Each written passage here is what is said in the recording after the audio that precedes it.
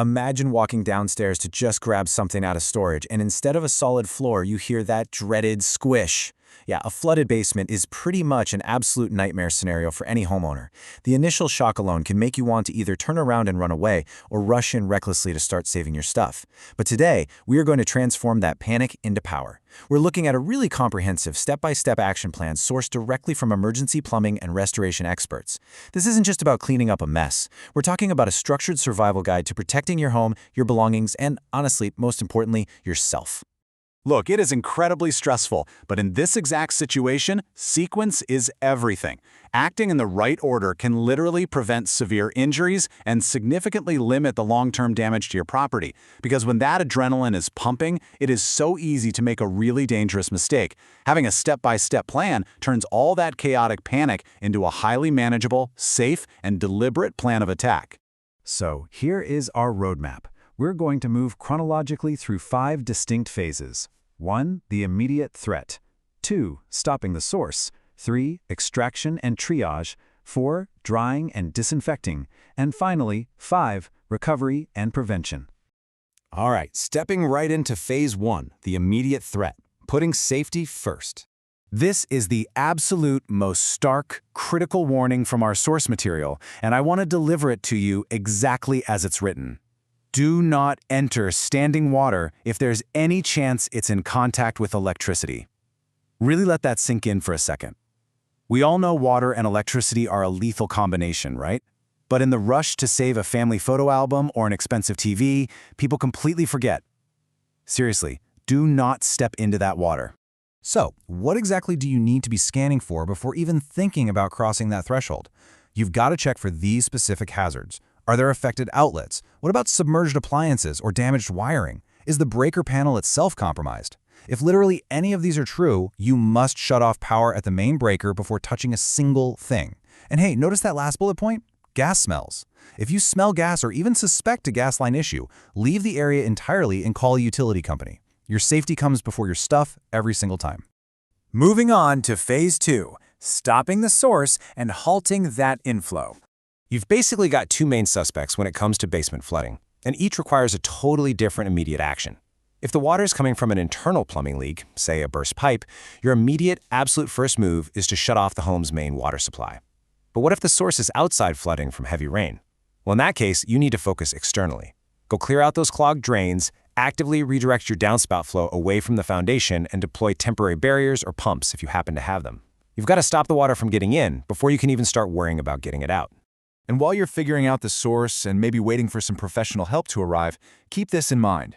Every single hour can increase the damage. The clock is quite literally eating away at your drywall, your baseboards, and your peace of mind. So if you can safely reach those shutoff valves or mitigate the inflow, you absolutely must act swiftly.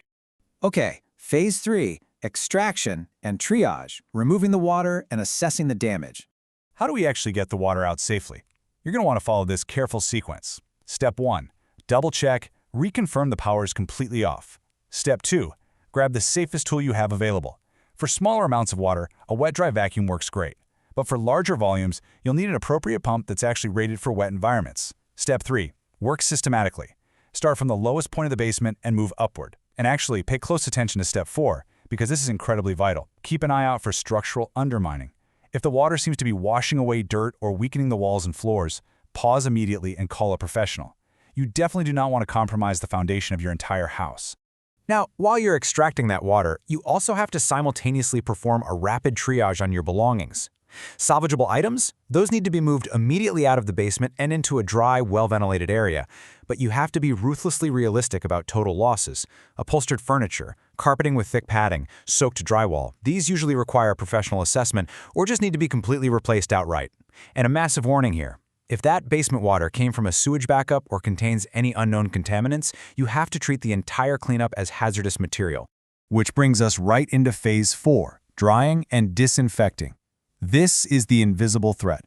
Now, I know it might be kind of tempting to find the dark humor in suddenly discovering you've got an indoor swimming pool, but the aftermath, that is no joke. The visible water might be gone, but trapped moisture can lead to severe mold growth within a matter of mere days. If you just close the basement door and cross your fingers, hoping it air dries, you are actively inviting a massive biological problem straight into your home. So how do we actually stop the mold? By strictly following these essential drying protocols. You've got to pull out the big guns here. Rent or use industrial-grade dehumidifiers and strategically set up fans to force air across all the affected floors and walls. You want to keep the room temperature as steady as possible. And this last point, this is a real pro tip. Verify dryness with a moisture meter. Please do not rely on appearance alone. Materials like drywall or structural wood might look completely fine and feel totally dry to the touch on the surface while still holding deep, trapped moisture on the inside. Hand in hand with drying is the disinfecting process, but there are some really strict rules you need to follow. Use suitable disinfectants on your hard surfaces, but make sure you actually read and follow the product guidance for contact time. A quick spray and an immediate wipe usually doesn't kill the bacteria. It needs time to sit. You also need proper ventilation while you're working. Again, discard those heavily contaminated porous materials because they just absorb all the bad stuff. And here is the golden rule of restoration. Never ever paint or seal a surface until it is 100% fully dry. If you do, you will literally seal the mold right into your walls and it will destroy them from the inside out. All right, final phase, number 5, recovery and prevention, documenting the damage and fixing the root cause. Before you completely tear everything out and just chuck it into a dumpster, hold up and document. Your future self will absolutely thank you for this. Take super clear photos showing exactly where those water lines reached. Write down really detailed notes of the affected areas. Meticulously record all your damaged belongings. This documentation is pure gold when it comes time to file those annoying insurance claims and when you need to get accurate, fair estimates from repair contractors. Finally, we have to look ahead. Why did this happen in the first place, and how do we guarantee it doesn't happen again? Let's quickly map out the common culprits and how to fix them. If the issue was clogged drains, you need a solid plan for exterior clearing and maintenance. If you had foundation seepage, it's time to call someone for structural repair and sealing. Sump pump failure means you need a pump replacement or, at the very least, a reliable battery backup system. And if it was plumbing issues, well, that requires professional pipe repair and getting into the habit of routine internal leak checks. The bottom line is, you must fix the root cause, or you'll be right back where you started. Which leaves us with this final, kind of provocative question to consider. You've done all the hard work. Your basement might actually be completely dry right now, but is your underlying plumbing, your foundation, and your overall drainage system truly ready for the next big storm? Take the strategies we laid out in this explainer today, actively inspect your home's defenses, and make sure that the next time it rains heavily, you can actually sleep soundly instead of waiting in the dark to hear that dreaded squish.